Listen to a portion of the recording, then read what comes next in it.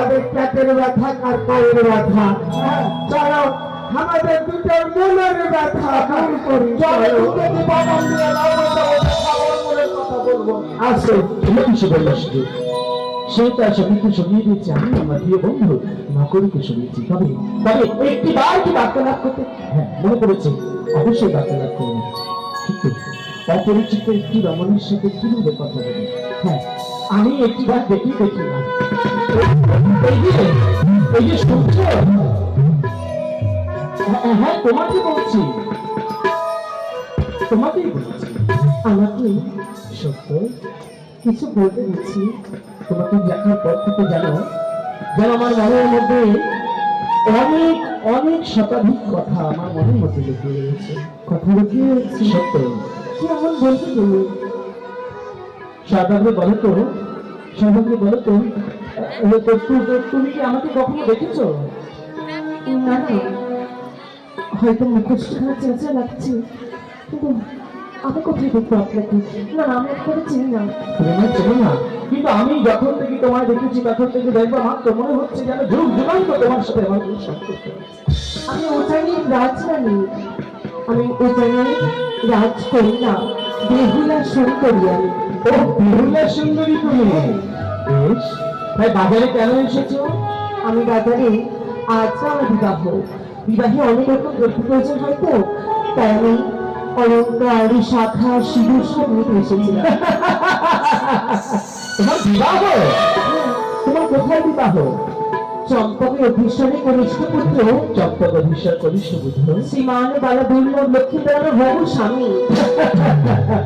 লক্ষ্মীদারের সাথে তোমার শুভ করি না? সত্যি? আচ্ছা তুমি কি তাকে দেখেছো?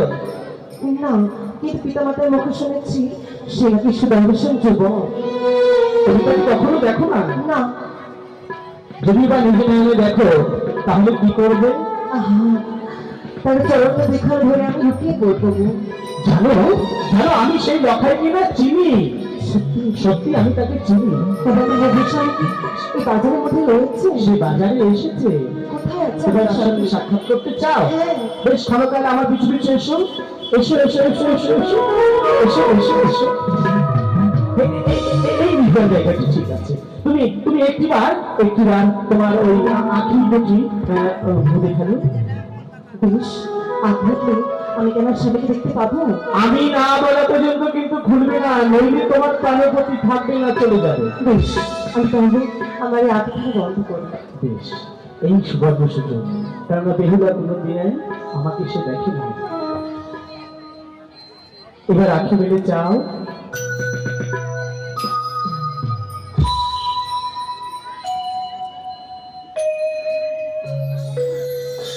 কোথায়? খুঁজে পাচ্ছ না? কোথায় আমাদের স্বামী? এটা আমার মস্করা করছো আমার সাথে? আমি শ্রীমান বালা বেহুলা লক্ষ্মী।